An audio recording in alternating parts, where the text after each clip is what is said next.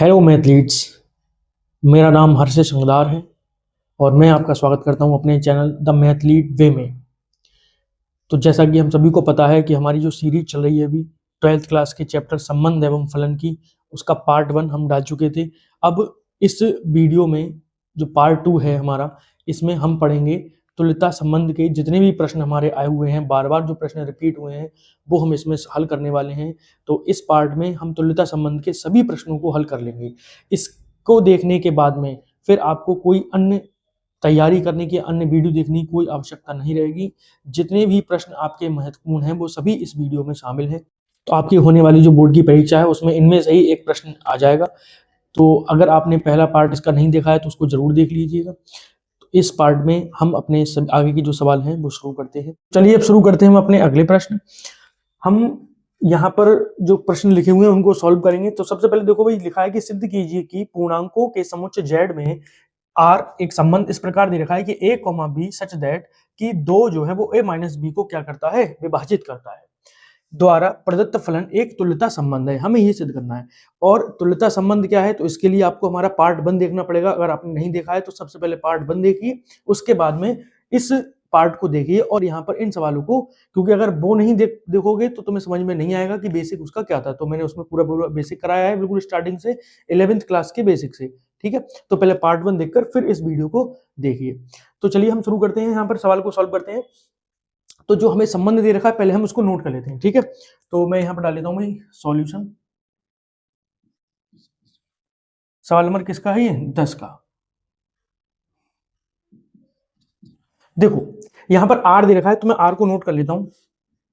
Are बराबर क्या दे रखा है, ए कॉमा बी सच दैट कि जो दो है वो a माइनस बी को विभाजित करता है।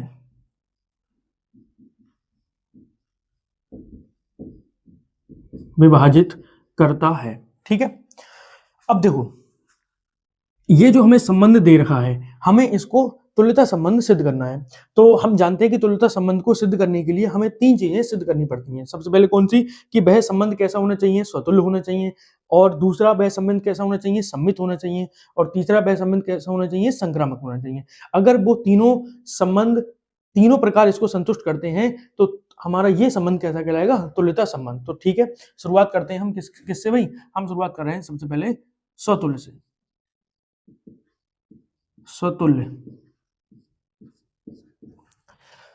तो याद होगा भाई स्वतुल्य कैसे सिद्ध करते हैं। तो स्वतुल्य को सिद्ध करने के लिए हम, स्वतुल्य का मतलब क्या होता है कि स्वयं का स्वयं से संबंध। ठीक है, तो यहाँ पर हम सबसे पहले क्या करने वाले हैं कि इसमें हम दिखाते हैं। अच्छा पहले ये चीज भी हमें ध्यान में रखनी है कि दो a माइनस बी को विभाजित करता है। इसका मतलब क्या है, इसका मतलब ये इसका मतलब ये है कि a माइनस बी का जो भी मान आएगा वो दो के पहाड़े में आना चाहिए, है ना। यही तो इसका विभाजित का मतलब हो गया।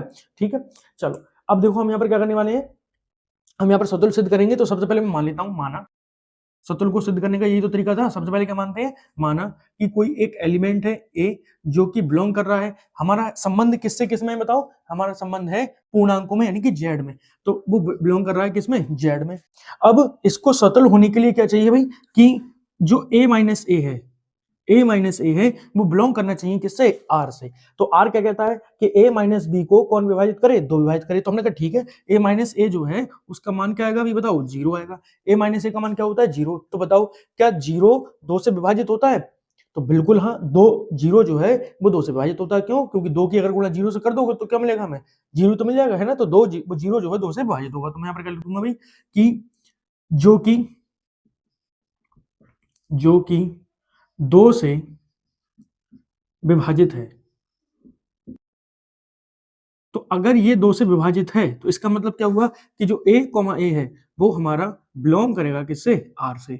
और अगर a, a बिलोंग कर रहा है r में तो इसका मतलब क्या है कि यह जो r है वो कैसा संबंध है, स्वतुल्य है। तो हम यहाँ पर लिख देंगे अतः r स्वतुल्य है। ठीक है, तो पहली चीज हमने क्या कर ली भाई, यहाँ पर सिद्ध कर ली। अब हम दूसरी चीज पर आते हैं। दूसरी चीज क्या भाई हमारी, दूसरा जो हम सिद्ध करते हैं भाई वो करते हैं सम्मित। अब सम्मित को सिद्ध करने का हमने तरीका क्या बताया था कि सबसे पहले हम मान लेंगे कि a, b जो है वो बिलोंग कर रहा है किससे, r से। तो हमने मान लिया भाई कि a, b माना ए कॉमा बी बिलोंग कर रहा है किससे, आर से। अब देखो अगर ए कॉमा बी बिलोंग कर रहा है आर से तो बताओ क्या होगा, ए माइनस बी की जो वैल्यू होगी, ए माइनस बी जो होगा वो 2 से क्या होगा, विभाजित होगा, 2 से विभाजित होगा। बताओ होगा या नहीं होगा, क्योंकि आर यही तो कहता है कि ए माइनस बी किससे, 2 से विभाजित है। तो मैंने मान लिया ए कॉमा बी बिलोंग कर रहा है आर से, तो अगर बिलोंग कर रहा है तो ए माइनस बी क्या होगा, 2 से विभाजित होगा। अब ये अगर 2 से विभाजित है तो बताओ क्या बी माइनस ए विभाजित होगा भाई, 2 से नहीं होगा। तो हमने कहा बी माइनस ए, तो मैंने कहा एक काम करो जरा एक एग्जांपल लेके देखो, क्या कि मान लो कि अगर मैं यहां पर लिख दूं क्या कि 4 माइनस 2 जो है वो 2 से विभाजित है, तो बताओ 4 माइनस 2 की वैल्यू क्या आई, 2। तो ये वाला जो 2 है वो 2 से विभाजित है, बिल्कुल है। तो अगर मैं इसको पलट दूं, मैं लिख दूं 2 माइनस 4, तो बताओ क्या 2 माइनस 4 विभाजित होगा 2 से। तो हमने देखा भाई 2 माइनस 4 तो इसकी वैल्यू कितनी आएगी, माइनस 2 आएगी। तो ये क्या माइनस 2 2 से विभाजित है, बिल्कुल विभाजित है ना। तो इसीलिए अब हम यहाँ पर क्या लिखेंगे, हम यहाँ पर लिख देंगे क्या, हम लिख देंगे कि अगर a माइनस बी 2 से विभाजित है तो b माइनस ए भी 2 से विभाजित होगा।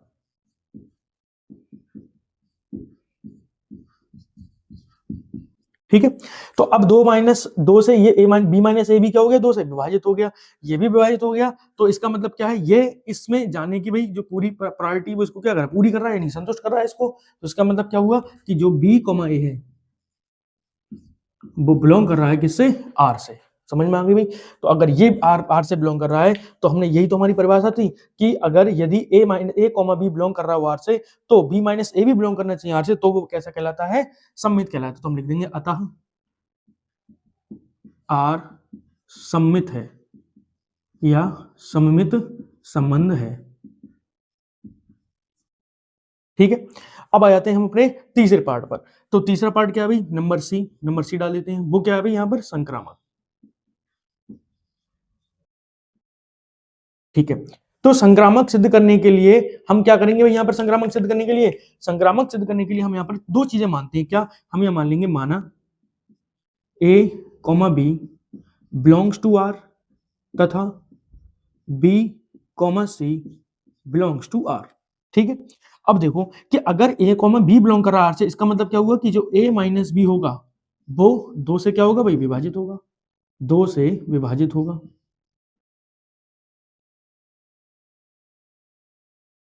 ठीक है, ऐसे ही समझो कि अगर a माइनस बी 2 से विभाजित हो गया, यहां पर मैं क्या लिखूं भाई, यहां पर तथा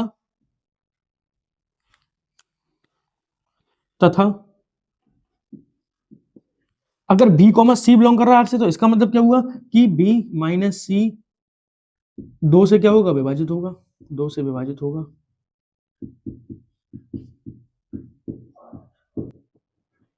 ठीक है, तो हमने यहाँ पर दो अपने निष्कर्ष निकाल लिए किससे, कि अगर a कॉमा बी बिलोंग कर रहा है आर से और b कॉमा सी बिलोंग कर रहा है आर से, तो इसका मतलब a माइनस बी 2 से विभाजित होगा और इधर b माइनस सी क्या होगा भाई 2 से विभाजित होगा। सही है, तो अब हमें क्या करना है, अब हम यहाँ पर क्या करेंगे, हमें ये बताना है कि कैसे भी कैसे हमें ये लेकर आना है कि a माइनस सी ये भी क्या कर रहा है, 2 से विभाजित करता है। तो मैंने क्या करा कि यहाँ पर इन दोनों को जोड़ दिया। मैंने क्या करा भाई, अच्छा जरा बताओ कि अगर दो चीजें ये 2 से विभाजित हो रही हैं, मान लो इसकी वैल्यू 4 है ना, और इसकी वैल्यू कितनी है, 6 है। तो अगर मैं 4 और 6 को जोड़ दूंगा, 4 और 6 को जोड़ दूंगा, तो क्या ये दोनों भी तो 2 से विभाजित होंगे, होंगे या नहीं होंगे, है ना।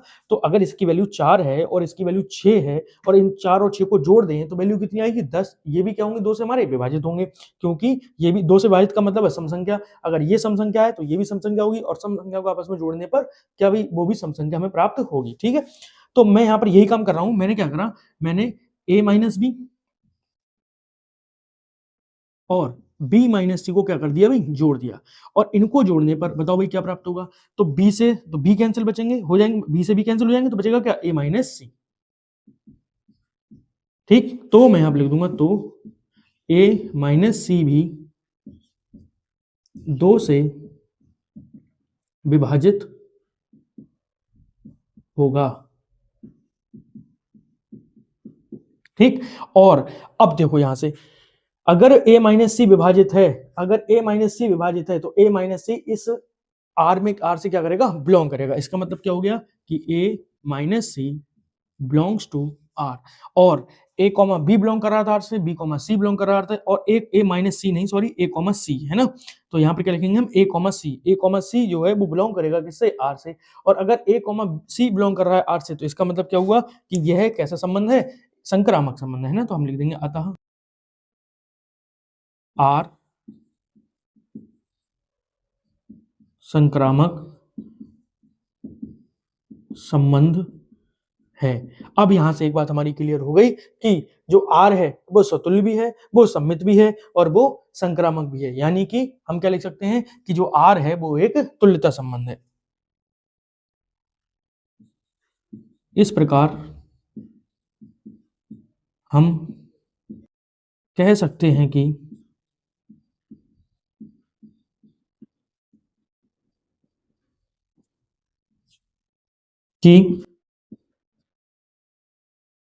आर एक तुल्यता संबंध है।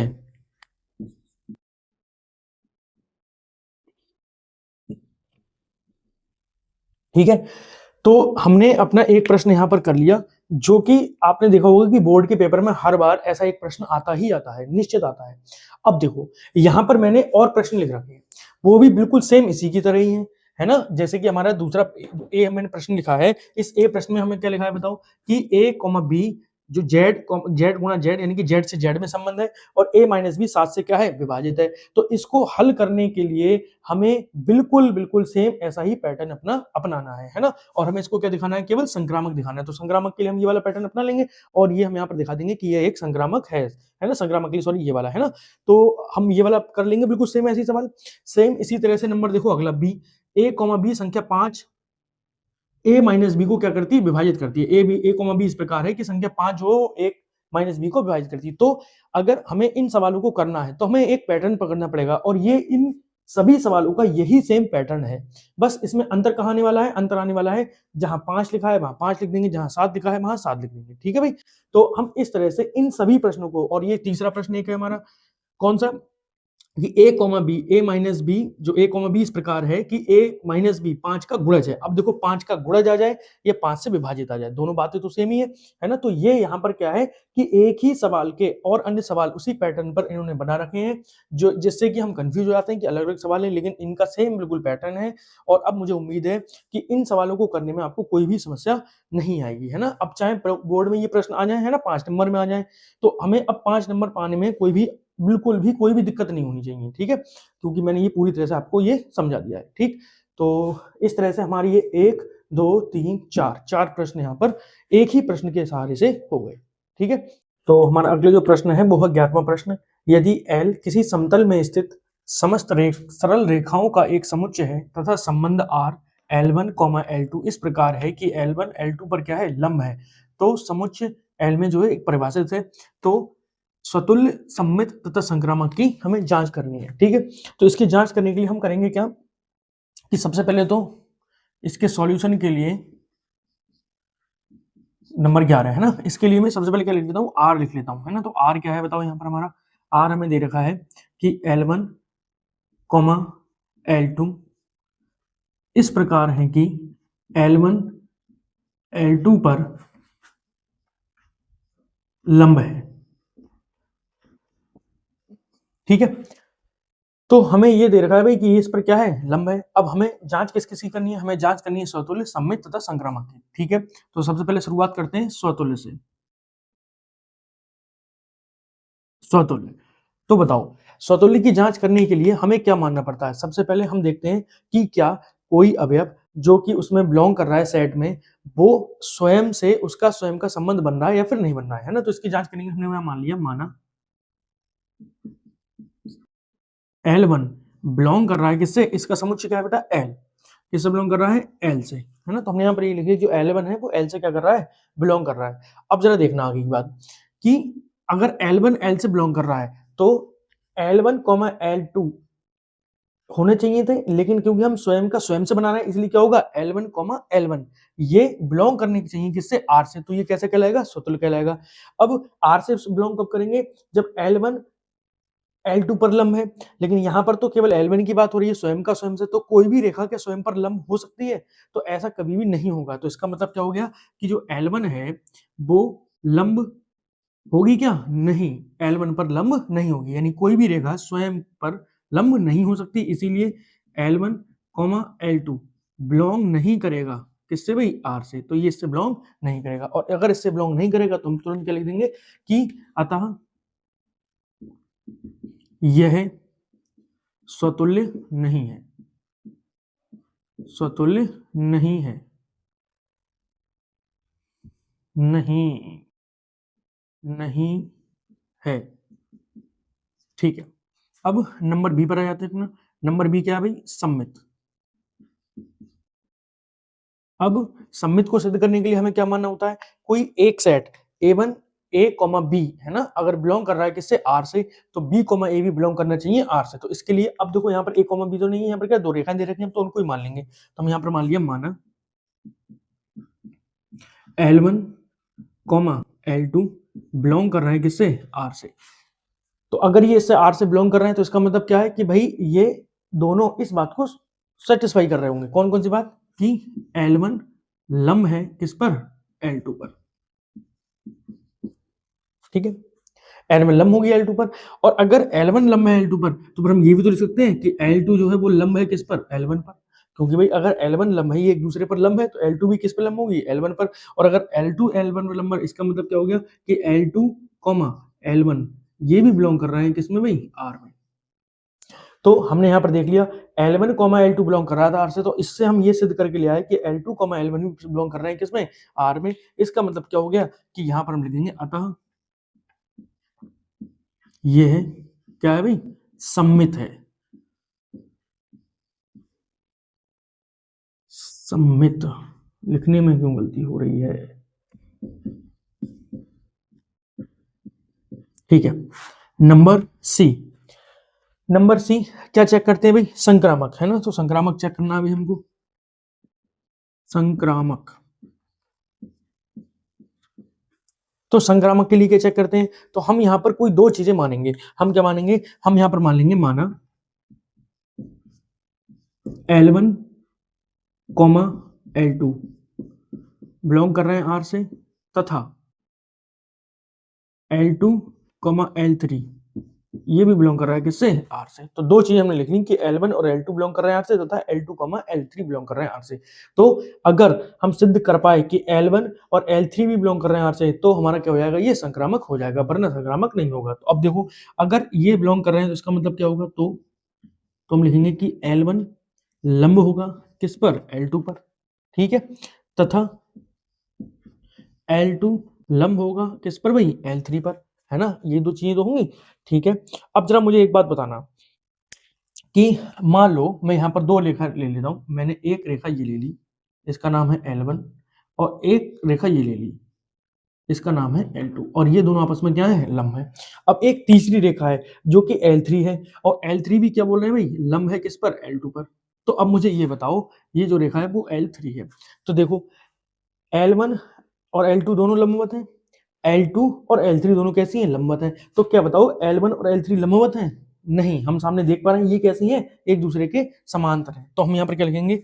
लेकिन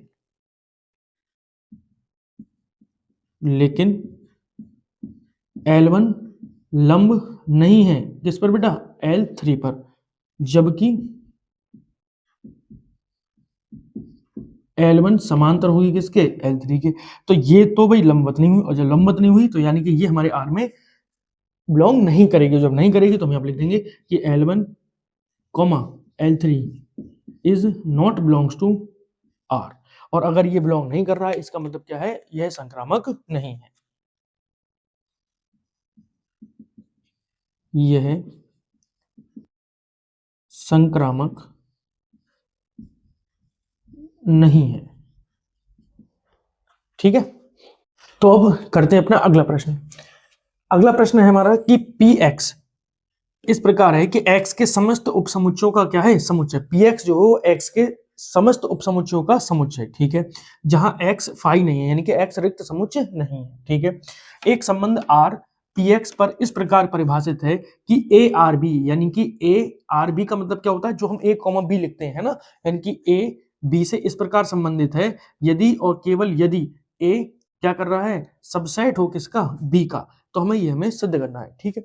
अब देखो, जब भी यदि और केवल यदि का मतलब होता है तो इसका मतलब क्या है कि ए बी का सबसेट है, तो यहाँ पर किसका चिन्ह लगा देंगे हम, बराबर का। यहाँ पर जो है सबसेट भी होगा और किसका चिन्ह लगेगा साथ में, बराबर का चिन्ह लगेगा।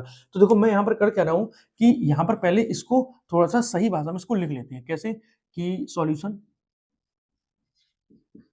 कौन सा प्रश्न अपना 12वां, ठीक है। तो मैं यहाँ पर आर लिख दे रहा हूँ।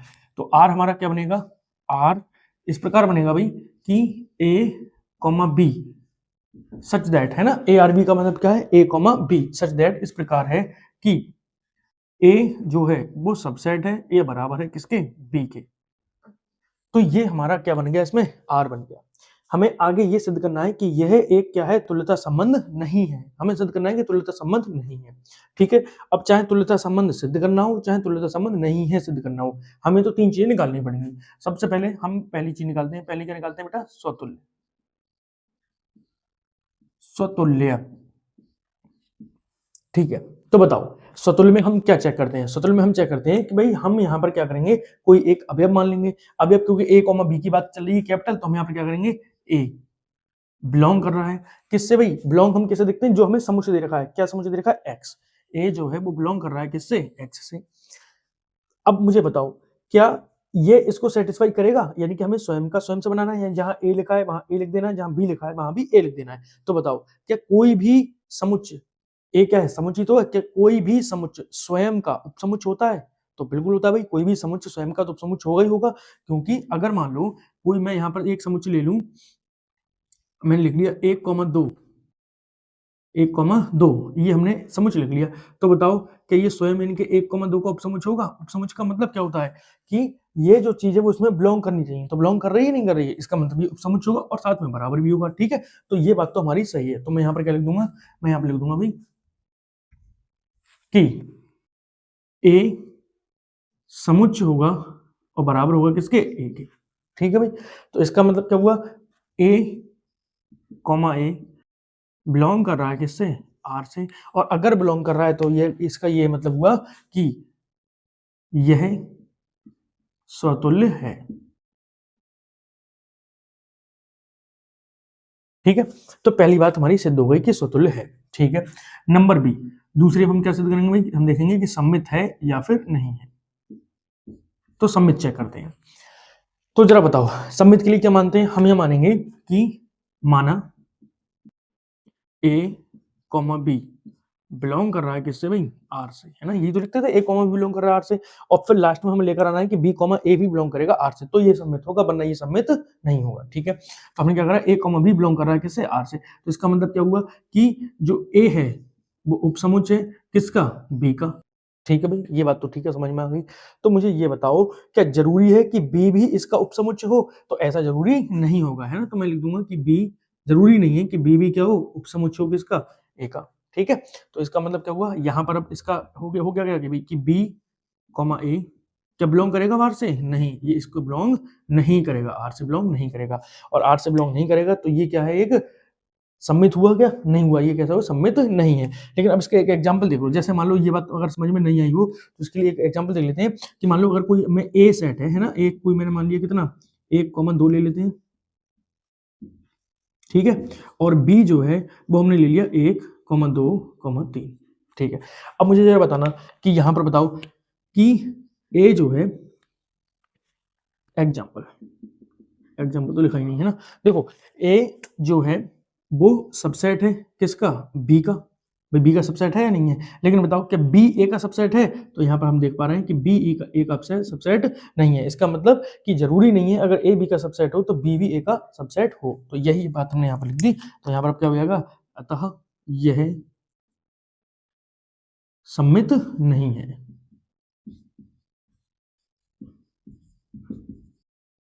नहीं है, ठीक है भाई। चलो अब हम अपना अगला पार्ट चेक करते हैं। अगला पार्ट क्या है भाई, संक्रामक।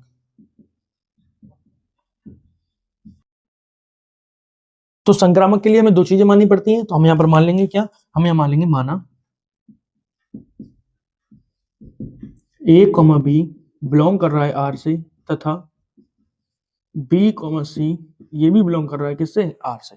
ठीक है, अब अगर ये दोनों चीजें बिलोंग कर रही हैं तो इसका मतलब क्या हुआ कि जो ए होगा वो सबसेट होगा किसका, बी का, तथा जो बी होगा वो सबसेट होगा किसका, सी का। अब यहाँ पर ध्यान से देखना कि ए बी का सबसेट है और बी सी का सबसेट है, यानी कि सबसे बड़ा क्या हो गया, सबसे बड़ा समुच्चय कौन सा हो गया, सी हो गया। तो बताओ क्या ए सी का सबसेट होगा या नहीं होगा, बिल्कुल होगा, क्योंकि देखो ए के सभी अवयव किस में है, बी में है, और बी के सभी अवयव किस में है, सी में है, तो यानी कि ए के भी अवयव किस में होंगे, सी में होंगे। तो हम लिख देंगे तो ए भी सबसेट होगा किसका, सी का। तो इसका मतलब क्या हो गया कि भाई ए कॉमा सी, ए कॉमा सी बिलोंग कर रहा है किससे, आर से। तो इसका मतलब क्या हो गया, यह संक्रामक है। लेकिन स्वतुल्य है, संक्रामक है, और लेकिन क्या चीज नहीं है, सम्मित नहीं है। तो अगर सम्मित नहीं है तो इसका मतलब हो गया ये हमारा तुल्यता संबंध नहीं होगा। तो फाइनल जो हमें सिद्ध करना था वो हमारा आ गया, अतः आर तुल्यता संबंध नहीं है। ठीक है, अगला हमारा 13वां सवाल है कि यदि R1 तथा R2 समुच्चय A में तुल्यता संबंध है तो सिद्ध कीजिए कि R1 इंटरसेक्शन R2 भी एक तुल्यता संबंध है। ठीक है, तो हम यहाँ पर सॉल्यूशन शुरू करते हैं। इसका सॉल्यूशन 13वां। तो सबसे पहली चीज हमें फोकस करनी है जो हमें दे रखी है, क्या हमें दे रखा है कि R1 तथा R2 समुच्चय A में तुल्यता संबंध है। तो हमने यहाँ पर लिख लिया, दिया है कि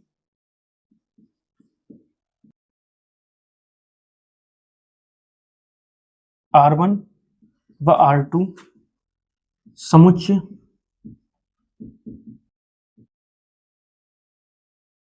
ए में तुल्यता संबंध है।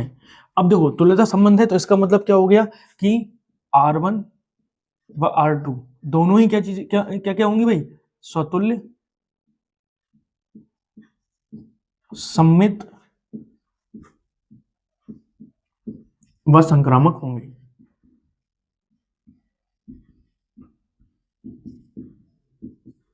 सही भाई, तो ये दो चीजें इसमें होंगी ही होंगी, यानी कि R1 R2 क्या होंगे, स्वतुल्य होंगे, सम्मित होंगे और संक्रामक होंगे। अब हम यहाँ पर क्या करने वाले हैं, अब जो हमें सिद्ध करना है वो हम सिद्ध करते हैं भाई। हमें क्या सिद्ध करना है, हमें सिद्ध करना है कि सिद्ध करना है हमें कि R1 इंटरसेक्शन R2 भी क्या होगा, एक तुल्यता संबंध होगा। ठीक है, तो सबसे पहले हम स्वतुल्य की जांच करते हैं।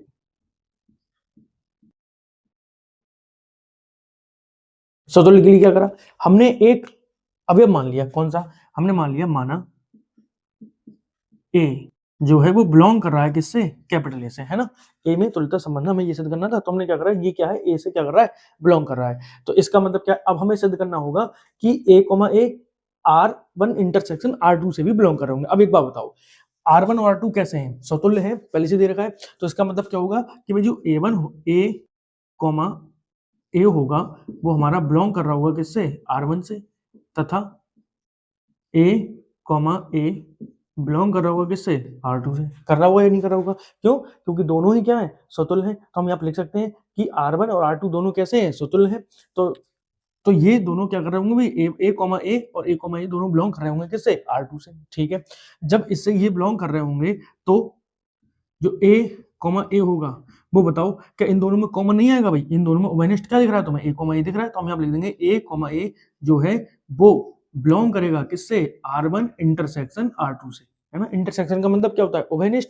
अब बताओ R1 और R2 का अगर उभयनिष्ठ लिया जाएगा तो उसमें ए होगा, क्योंकि दोनों में ही है। तो इसका मतलब क्या है, ए बिलोंग करेगा किससे, R1 इंटरसेक्शन R2 से। और अगर ए बिलोंग कर रहा होगा R1 इंटरसेक्शन R2 से, तो हम क्या लिख देंगे, तो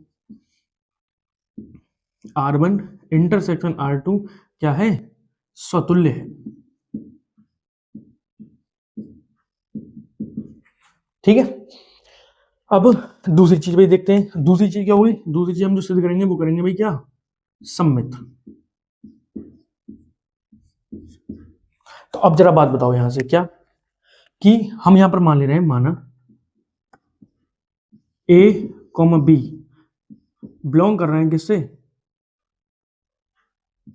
R1 इंटरसेक्शन R2 से। ठीक है भाई, ये चीज हमने मान ली।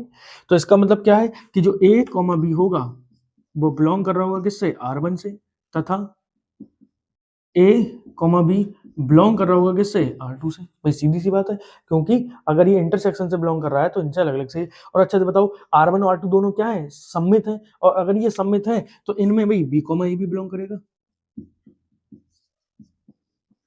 तथा B, A बिलोंग करेगा किससे, R2 से।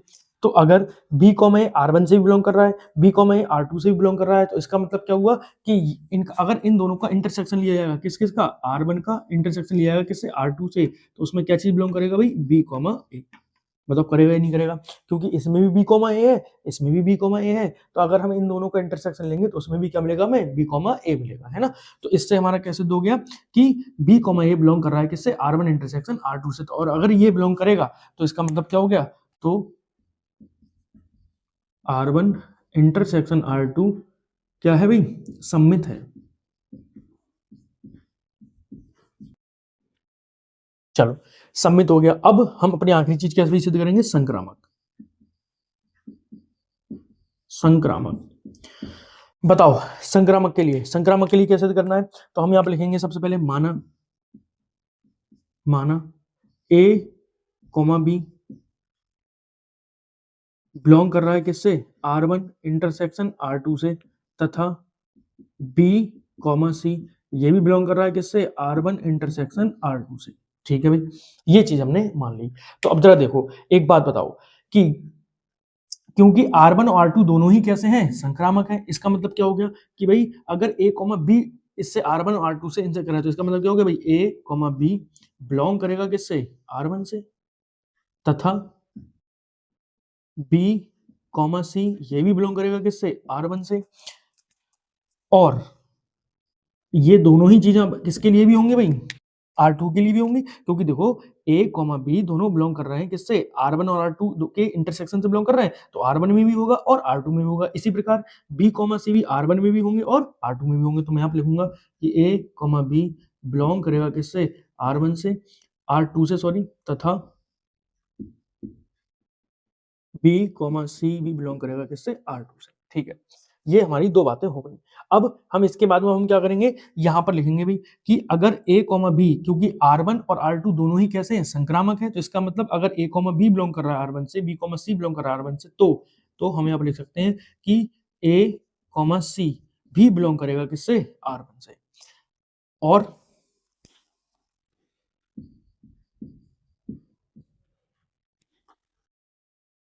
A, C बिलोंग करेगा किससे, R2 से।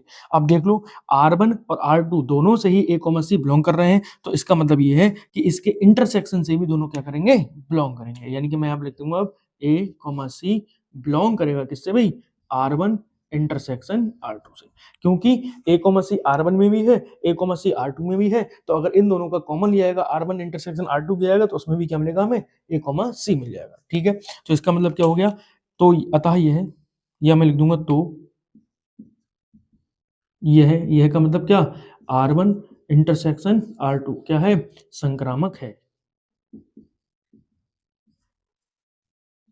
तो अगर ये संक्रामक हो गया तो अब क्या लिख सकते हैं हम, अतः यहां पर हमने देख लिया कि भाई ये स्वतुल्य भी था, है ना, स्वतुल्य भी है, सम्मित भी है और संक्रामक भी है। अतः R1 इंटरसेक्शन R2 एक कैसा संबंध हो गया भाई, तुल्यता संबंध है, तुल्यता संबंध है। तो इस प्रकार से भाई हमने अपना 13वां सवाल भी सॉल्व कर लिया। तो चलिए भाई अब शुरू करते हैं अपना आखिरी प्रश्न। अभी का जो बोर्ड पे लिखे हुए हैं उनका, सिद्ध कीजिए कि किसी कॉलेज की समस्त पुस्तकों के समुच्चय में R संबंध इस प्रकार से एक दे रखा है कि x, y सच दैट कि x इस प्रकार है कि x तथा y में पेजों की संख्या कैसी है, समान है ना, कि दो पुस्तकें x और y, इनमें पेजों की संख्या कैसी है, समान है। ठीक है, तो हमें बताना है कि ये फलन एक भी संबंध एक कैसा है, तुल्यता संबंध है। ठीक है, तो इसको समझाने के लिए मैं यहाँ पर क्या कर रहा हूँ, सॉल्यूशन डाल देता हूँ। 14 देखो यहां पर हमें दे क्या रखा है, हमें दे रखा है कि एक संबंध दे रखा है R, तो पहले मैं उसको लिख लेता हूं, R बराबर इस प्रकार दे रखा है भाई कि x, y सच दैट कि x ये पुस्तकें हैं भाई x तथा y में x तथा y में पेजों की संख्या समान है, पेजों की संख्या समान है।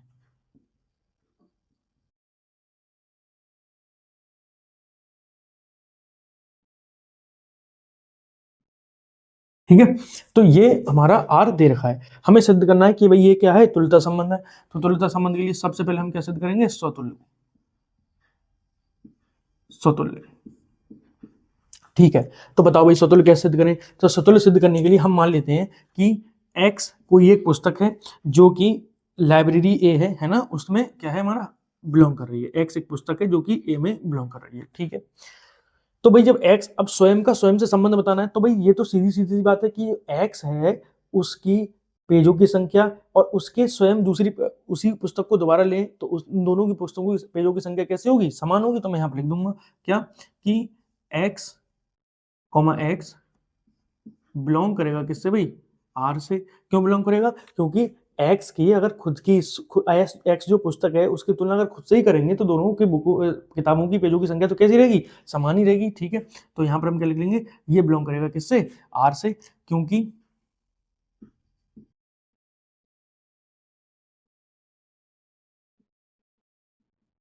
पुस्तक x तथा x के पेजों की संख्या कैसी होगी, समान होगी।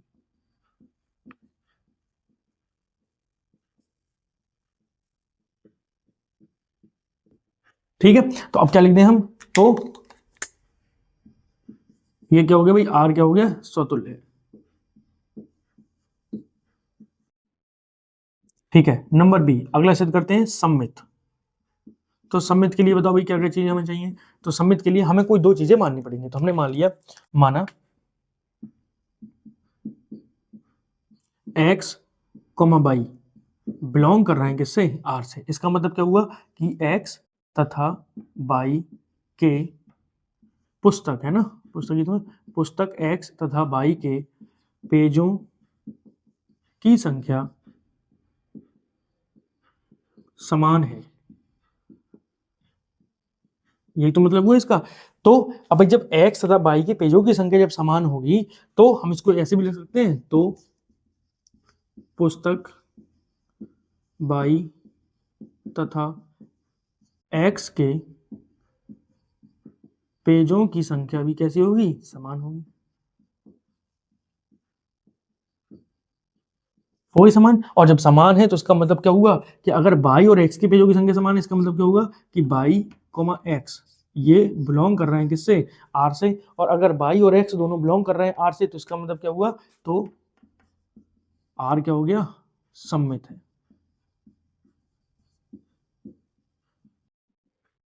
ठीक है, चलो तीसरा पार्ट भी सिद्ध कर देते हैं इसका, नंबर सी। सी क्या होगा भाई, संक्रामक।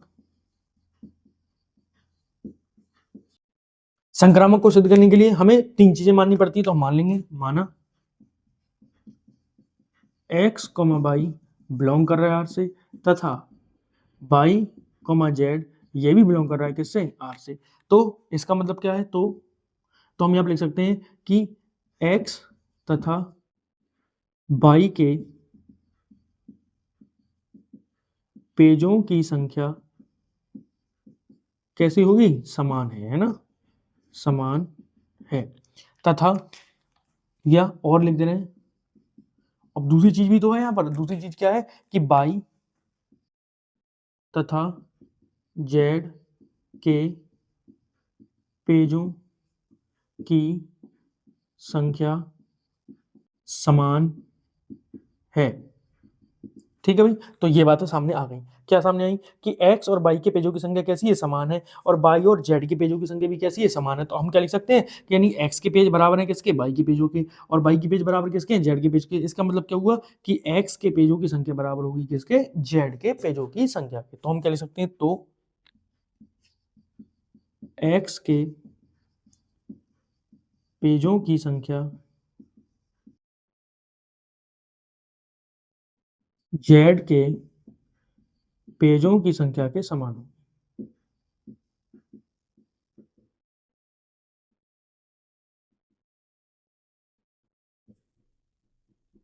ठीक है, तो इसका मतलब क्या हुआ कि x, z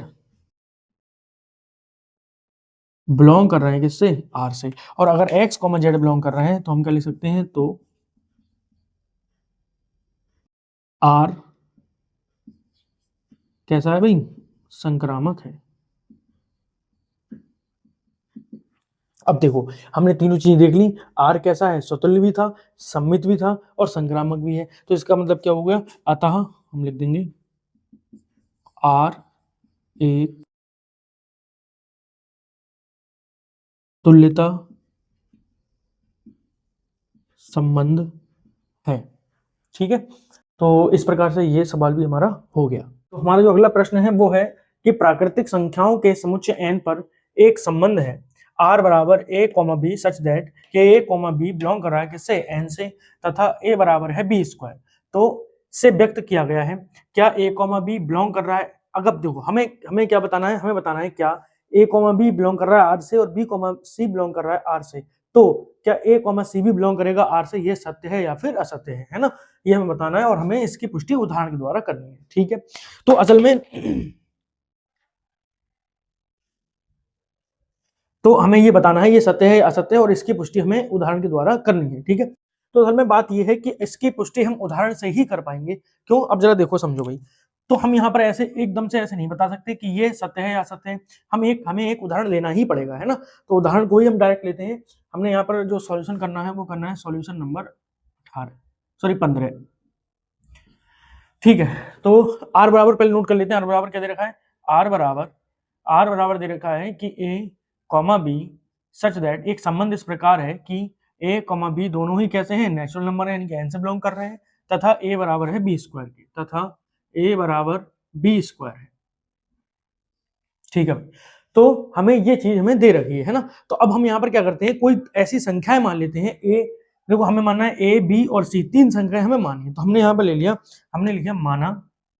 अब पहले एक बात ये बताओ मानने से पहले कि यहाँ पर हम सिद्ध किसको कर रहे हैं, हम किसकी जांच कर रहे हैं। तो हमें यहाँ पर साफ साफ दिख रहा है कि ए कॉमा बी कॉमा सी और ए कॉमा सी दिख रहा है। तो ये किसकी जांच होती है भाई, संक्रामक की, है ना। तो हम किसकी जांच कर रहे हैं, यहाँ पर संक्रामक की जांच कर रहे हैं। तो मैं यहाँ पर लिख देता हूँ संक्रामक, हम किसकी जांच करनी है, हमें संक्रामक। ठीक है, तो अब मैंने क्या करा यहाँ पर, संक्रामक की जांच करने के लिए मैंने तीन चीजें मान ली। मैं यहाँ पर मान ले रहा हूँ, माना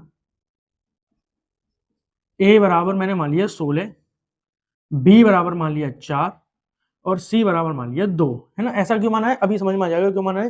क्योंकि यहाँ पर अब हम देख रहे हैं हमें ये वाला पार्ट सिद्ध कराना है ना। तो इसके लिए हम क्या करेंगे, पहले तो हमें दो चीजें पता होनी चाहिए। तो हमें क्या पता होना चाहिए कि ए कॉमा बी बिलोंग कर रहा है किससे, बी कॉमा सी से, वो ए कॉमा बी बिलोंग कर रहा है आर से और बी कॉमा सी बिलोंग कर रहा है किससे, आर से। ठीक है, तो मैंने सबसे पहले यहाँ पर ये लिखा, हमें क्या दिया है ए कॉमा बी बिलोंग कर रहा है आर से, तथा बी कॉमा सी भी बिलोंग कर रहा है किससे, आर से। अब ये दो चीजें हमें बिलोंग करे हुए देख रहे हैं पहले से ही। ठीक है, तो मैंने क्या करा भाई, वैल्यू रख के देखी यहाँ पर। तो बताओ ए का मतलब, इसका बिलोंग करने का मतलब क्या है कि ए बराबर किसके होना चाहिए, बी स्क्वायर के। ए बराबर किसके होना चाहिए, बी स्क्वायर के। तो यहाँ पर देखा हमने ए बराबर होना चाहिए बी स्क्वायर के। ए की वैल्यू कितनी है 16, बी स्क्वायर बी की वैल्यू कितनी है बताओ 4। तो क्या ये दोनों बराबर हैं, तो बिल्कुल ये वाली चीज हमारी सेटिस्फाई इसमें कर रही है। और अगर सेटिस्फाई कर रही है तो तुरंत हम यहाँ पर लिख देंगे, तो 16 कितना भाई 4, ये बिलोंग कर रहा है किससे, आर से। ठीक है, तो पहली चीज हमने यहाँ पर दिखा दी जो कि हमें दे रखी। तो मैंने यहाँ पर ये दिखाया है कि ये जो वैल्यू हमने जो मानी है वो भी इसको क्या कर रही है, सेटिस्फाई कर रही है। तथा दूसरी चीज में बताओ, तथा क्या दे रखा है, तो अगर बी कॉमा सी बिलोंग कर रहा है आर से, इसका मतलब क्या हो गया कि जो बी है वो बराबर होना चाहिए किसके, सी स्क्वायर के। ये तो होना चाहिए। ठीक है, तो हमने देखा बी की वैल्यू कितनी है, तो बी की वैल्यू यहाँ पर 4 है, बराबर सी की वैल्यू कितनी है 2 है, तो 2 का स्क्वायर हो गया। तो 4 बराबर किसके आ गए, 4 के आ गए। इसका मतलब क्या हुआ कि बी की जगह 4 और सी की जगह 2, यानी कि 4,2 ये भी बिलोंग कर रहे हैं किससे, आर से। तो हमने जो उदाहरण दिया है वो बिल्कुल सही लिया है। अब हमें दिखाना है क्या ए और सी भी बिलोंग करेंगे आर से। तो हमने लिखा यहाँ पर लेकिन जरा बताओ भाई, ए की वैल्यू क्या है 16, सी की वैल्यू क्या है 2। तो बताओ क्या जो 16 है वो बराबर है 2 के स्क्वायर के। तो हमने कहा 16 2 स्क्वायर के बराबर, 2 स्क्वायर की वैल्यू तो कितनी होती है 4 होती है। और क्या 16 बराबर होगा 4 के, तो मैंने कहा देखो भाई 16 बराबर होगा 4 के, नहीं होगा। इसका मतलब क्या हुआ कि इसका मतलब हो गया भाई कि जो ए है वो सी स्क्वायर के बराबर नहीं है, और ऐसा नहीं है तो इसका मतलब क्या हो गया कि जो हमने अभी माना था, क्या माना था भाई, ए क्या था हमारा 16 कॉमा सी कितना था 2, ये बिलोंग नहीं कर रहे हैं किससे, आर से, और अगर ये बिलोंग नहीं कर रहे हैं तो इसका मतलब ए कॉमा सी बिलोंग नहीं करेंगे किससे, आर से, है ना, ये बिलोंग नहीं करेंगे। और यही चीज हमें सिद्ध करनी थी। तो हम लास्ट में लिख देंगे अतः, लिख देंगे यह कथन सत्य नहीं है, नहीं है, ठीक है। तो इस तरह से भाई ये हमारा सॉल्व हो गया। अगले प्रश्न में दे रखा है कि n गुणा n में एक संबंध r निम्नवत परिभाषित है, a comma B R C comma d. अब देखो इसको समझ लेना, इसका मतलब क्या है, जैसे हम जो अब तक पढ़ते थे वो हम क्या पढ़ते थे भाई, हमने पढ़ा था कि a comma b such that, है ना, इस प्रकार से पढ़ रहे थे। तो जहां पर हम a कॉमा बी लिख रहे थे, है ना, उसको हम क्या लिख सकते थे भाई, a आर बी भी तो लिख सकते थे, है ना। लेकिन अब तक के सवालों में और इस सवाल में अंतर यही है, क्या अंतर है कि जहां पर हम ए आर बी लिखते थे, ए कॉमा बी लिखते थे, वहां ए की जगह अब की बार क्या दे रखा है, ए कॉमा बी और दे रखा है, और जहां बी लिखते थे वहां दे रखा है सी कॉमा डी। तो समझ में आ गई भाई। अब तक जो हमारे घटक थे उसमें केवल एक ही अवयव था, लेकिन अब की बार क्या है, जो हमारा अवयव है उसमें दो घटक है, एक ए और एक क्या है बी है, इधर सी है और एक क्या है डी, यानी कि ए की जगह ए कॉमा बी है और बी की जगह सी कॉमा डी, ठीक है। रिलेशन इस प्रकार ही है, लेकिन अब की बार इस तरह से ए कॉमा बी ना लिखकर हम इसको पूरे आर की सहायता से लिख रहे हैं, क्योंकि फिर बड़ा बहुत ज्यादा हो जाएगा तो देखने में दिक्कत होगी। अगर हम इसको नॉर्मल लिखते तो उसको कैसे लिखते कि A comma B comma C comma D such that, है ना। तो अब इस प्रकार से लिखने से ये वाला लिखना ज्यादा आसान है ना, ए कॉमा बी आर, ठीक है।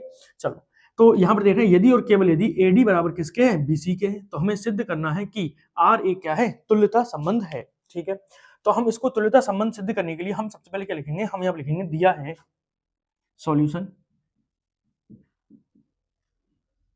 दिया है, क्या दे रखा है भाई उसको नोट कर लेते हैं कि आर निम्नवत परिभाषित है कि A comma B R C comma D, यदि और केवल यदि, यदि और केवल यदि, ये कब है, जब एडी बराबर किसके है, बीसी के, एडी बराबर है बीसी के, यानी कि ये फलन, कोई भी चीज इस फलन में, इस संबंध में तब सम्मिलित होगी जब पहला वाला और चौथी गुणा ए डी बराबर हो जाएगा दूसरे और तीसरे पद की गुणा। समझ में आ गई भाई। तो ये चीज हमें इसमें दे रखी है और हमें इसको कैसे करना है, तुल्यता संबंध सिद्ध करना है, ठीक है। तो तुल्यता संबंध के लिए सबसे पहले जो हमें लिखना होता है भाई, क्या लिखना होता है बताओ, तुल्यता संबंध के लिए हम सबसे पहले क्या लिखेंगे, स्वतुल्य,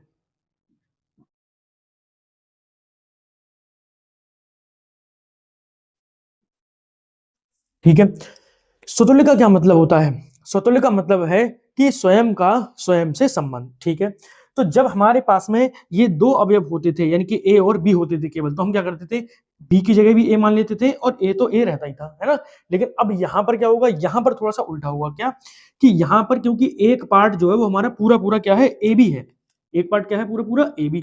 तो हम क्या करेंगे यहाँ पर, जो जहां हम दोनों जगह ए मानते थे, वहां आप दोनों जगह क्या मान लेंगे, ए कॉमा बी और ए कॉमा बी, ठीक है। क्योंकि यहां पर ये पूरा ए का पार्ट निभा रहा है और ये वाला बी का पार्ट निभा रहा है, तो ए की जगह भी है और बी की जगह भी है, और ए की जगह क्या मानना है हम, ए कॉमा बी, तो बी की जगह भी क्या मानेंगे, ए कॉमा बी। तो हम सबसे पहले लिखेंगे माना ए कॉमा बी बिलोंग कर रहा है किससे भाई, आर से, सॉरी आर से नहीं, जो पहला अवयव होता था वो वहां बिलोंग किससे करता था, एन से, है ना। तो हम लिखेंगे ए कॉमा बी बिलोंग कर रहा है एन, यानी कि जिस समुच्चय में ये संबंध बन रहा है उससे ये बिलोंग कर रहा है, ठीक है। फिर अब देखो, अब याद रखना मैं यहाँ पर क्या बता रहा हूँ, हमें यहाँ पर लेकर क्या आना है, हमें यहाँ पर लेकर आना है, जो सिद्ध करना है उसको लिख लेता हूं मैं नीचे, क्या सिद्ध करना है, हमें यहाँ पर सिद्ध करना है कि A comma B R A comma B, हमें ये सिद्ध करके दिखाना है, ठीक है। तो हमने क्या करा भाई, यहाँ पर हमने यहाँ पर देखा कि अगर ए कॉमा बी बिलोंग कर रहा है, इसका मतलब क्या है, ए कॉमा बी और ए comma B R A comma B लेकर तो आना था। अब इसमें कर क्या रहे हैं, जो हमारा जो संबंध बनना है वो किस प्रकार से बनना है कि पहले की गुणा चौथे से, पहले की गुणा चौथे से, यानी कि ए बी बराबर होना चाहिए किसके भाई, दूसरे की गुणा तीसरे से, दो ही तो रही, दूसरे की गुणा तीसरे से बी सी, तो यहाँ पर क्या होगा बी ए। तो बताओ क्या ये दोनों चीजें बराबर होती हैं, क्या ए बी बराबर होता है बी ए के, तो हमने कहा बिल्कुल होता है, ये तो क्रम विनिमय नियम का पालन करते हैं, है ना। क्रम विनिमय क्या कहता है कि a b a into b बराबर होगा बी इंटू ए के, यानी कि 2 गुणा 3 बराबर होगा 3 गुणा 2 के, ठीक है। तो इसका मतलब ये क्या कर रहा है हमारा, ये बराबर है, और जब बराबर है तो हम यहाँ पर कर लिख देंगे अतः यह स्वतुल्य है। क्यों स्वतुल्य है? क्योंकि इसका स्वयं से स्वयं का संबंध हमारे इस संबंध में जो दे रखा है उसमें उपस्थित है। ठीक है, इसको हमारा सेटिस्फाई कर रहा है। ठीक, चलिए अब दूसरी चीज सिद्ध करते हैं। दूसरी चीज हमारी क्या है भाई? नंबर 2, सममित। सममित, ठीक है भाई, सममित को सिद्ध करते हैं। अब देखो, सममित को सिद्ध करने के लिए हमें क्या करना है कि हम यहाँ पर दो चीजें लेंगे।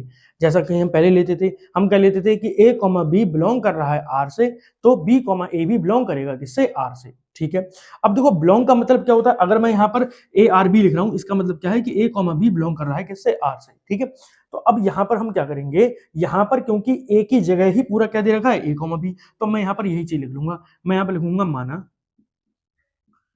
a, b R c, D.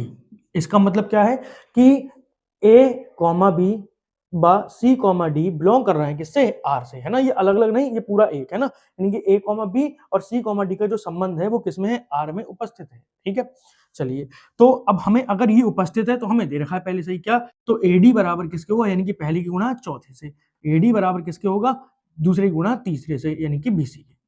ठीक है भाई, अब यहां पर हम फिर से लिख लेते हैं, हमें लेकर के आना है, हम वो भी लिख लेते हैं क्योंकि हम तभी तो सिद्ध कर पाएंगे। हमें सिद्ध करके लेकर आना है कि सी, डी आर ए, बी।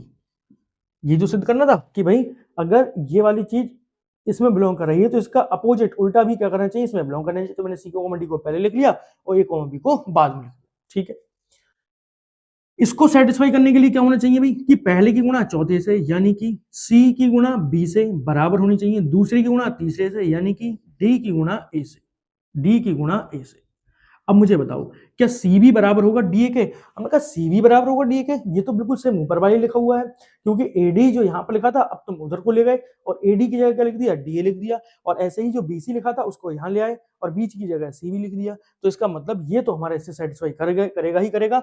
इसका मतलब क्या हो गया कि सी, डी आर ए, बी, यानी कि सी, डी तथा ए, बी का संबंध इसमें बिलोंग करेगा। अब जब ये करेगा तो इसका मतलब ये हमारा क्या हो गया भाई? सम्मित हो गया। तो हम यहाँ पे लिख देंगे, तो ये है क्या है? सम्मित है। ठीक है, सम्मित के बाद में अब तीसरी चीज क्या है भाई? तीसरी चीज है संक्रामक। अब संक्रामक को देखते हैं, तो संक्रामक में तो और ज्यादा भाई कठिन मामला है। क्या कि अब हमें यहाँ पर तीन चीजें लिखनी पड़ेंगी। कौन कौन सी? जब हम पहले लिखते थे तो क्या करते थे? ए, बी बिलोंग करेगा आर से, बी, सी बिलोंग करेगा आर से, तो हमें लेकर आना था कि सी, ए भी बिलोंग करेगा आर से। लेकिन अब की बार डबल डबल अवयव है तो हम उसको इस हिसाब से लिख लेते हैं। कैसे? हम यहाँ पर लिखेंगे, बहुत ध्यान समझ लेना भाई। माना ए, बी आर सी, डी। इसका मतलब क्या है? इसका मतलब है कि ए, बी बिलोंग कर रहे हैं किससे? आर से, तथा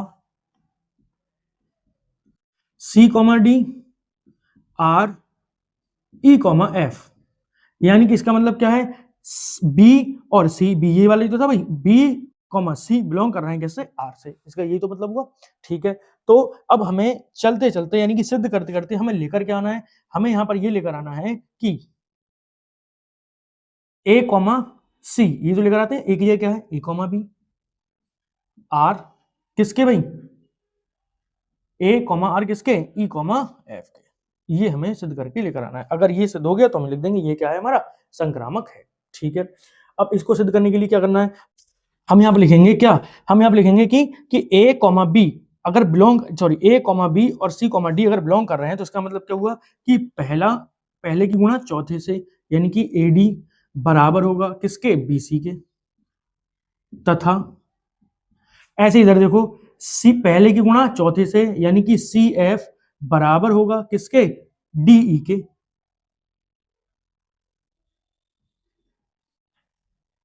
ठीक है भाई, अब ये चीज हमने यहां पर लिख ली, लेकिन हमें लेकर के आना है, हमें लेकर आना है ये वाली चीज। इसका मतलब क्या है कि पहले की गुणा चौथे से, यानी कि ए, एफ बराबर होना चाहिए किसके?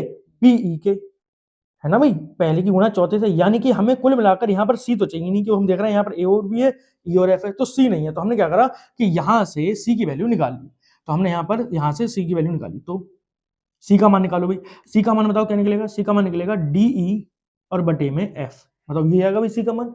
ठीक है, तो सी का मान उठा के हमने यहाँ पर रख दिया, सी का मान उठा के रख दो, सी का मान रखने पर रख दो भाई सी का मान, तो सी का मान हम रख रहे हैं तो AD बराबर B, तो ऐसा ही रहेगा, सी की जगह बताओ भाई क्या लिखा है, सी की जगह लिखा है DE और बटे में F। अब देखो भाई यहां से क्या हुआ कि D से क्या कट गया, D कट गया, F की गुणा यहां पर हो गई, तो बताओ क्या आ गया, तो यहां से आ गया A की गुणा F से, यानी कि AF बराबर आ गया किसके, BE के। इसका मतलब क्या हुआ, ये पहला और ये चौथा, ये पहला और ये चौथा, ये दूसरा और ये तीसरा, ये दूसरा और ये तीसरा, तो बन गया। तो हम यहां पर क्या कर सकते हैं, तो A, B का संबंध होगा किससे, E, F से। हम यहां पर लिखेंगे यह क्या हो गया भाई, संक्रामक है। और देखो अगर ये संक्रामक है तो इसका सीधा सा मतलब है कि ये स्वतुल्य पहले से ही था, सम्मित पहले से था, अब क्या हो गया, संक्रामक हो गया, मतलब क्या हो गया कि यह हमारा तुल्यता संबंध है। अतः यह संबंध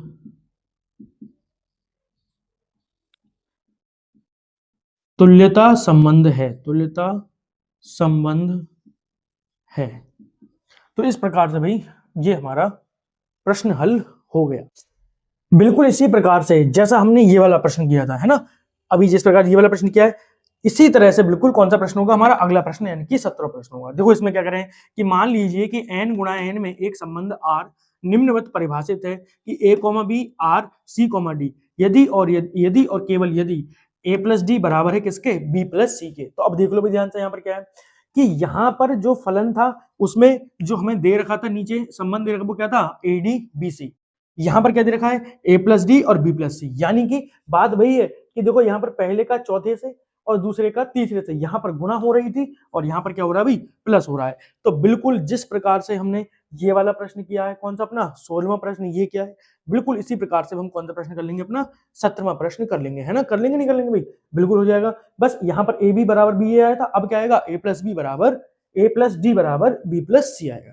ठीक है, तो बिल्कुल बिल्कुल सेम टू सेम, बस जहां AD बराबर BC है वहां A प्लस डी बराबर B प्लस C करना है और ये वाला प्रश्न भी हमारा हल हो जाएगा। ठीक है, तो उम्मीद है कि ये वाला प्रश्न आपको समझ में आ गया होगा और अगला वाला आप कर लेंगे। अगर नहीं होगा तो आप कमेंट में बता देना, मैं इसके अलग से एक वीडियो बनाकर डाल दूंगा। ठीक है, तो अब हमने क्या कर लिया है, तुल्यता संबंध के जितने भी हमारे इंपॉर्टेंट प्रश्न थे, हमारे आए हुए कुछ 4-5 सालों में जितने भी प्रश्न आए हैं, मैंने वो सभी प्रश्न तुल्यता संबंध के आपको करा दिए हैं। ठीक है, तुल्यता संबंध के सभी अपने महत्वपूर्ण प्रश्नों को हमने यहाँ पर समाप्त कर लिया और उसके साथ में ये हमारा पार्ट नंबर 2 समाप्त होता है। अब जो तीसरा पार्ट अब हम यहाँ पर डालेंगे उसमें संबंध एवं फलन के जो अगला टॉपिक रह गया है फलन, है ना, और उसके प्रकार, उनसे संबंधित सभी प्रश्नों को हम हल कर अपने इस चैप्टर को पूरा करेंगे। मुझे उम्मीद है कि आपको ये चैप्टर समझ में आ रहा है और अगर फिर भी आपको नहीं आए तो एक बार पहली वीडियो को देखें जिसमें मैंने तुल्यता संबंध के बिल्कुल बेसिक को बताया है, उसके बाद इस दूसरे वीडियो को देखकर तुल्यता संबंध के सभी प्रश्नों को समझ लें। फिर भी अगर कुछ समझ में नहीं आता है तो एक बार कमेंट में आप मुझे ज़रूर बताएं, मैं आगे कोशिश करूंगा कि इसको थोड़ा और अच्छा करके समझा सकूं। इस वीडियो को देखने के लिए आपका बहुत बहुत धन्यवाद। इसी तरह इस चैनल को प्यार देते रहिए, लाइक और सब्सक्राइब कराते रहिए, जिससे कि मेरा भी मनोबल बढ़ता रहे और मैं आगे आपके लिए और अन्य अच्छी वीडियो आपके लिए लाता रहूँ। धन्यवाद।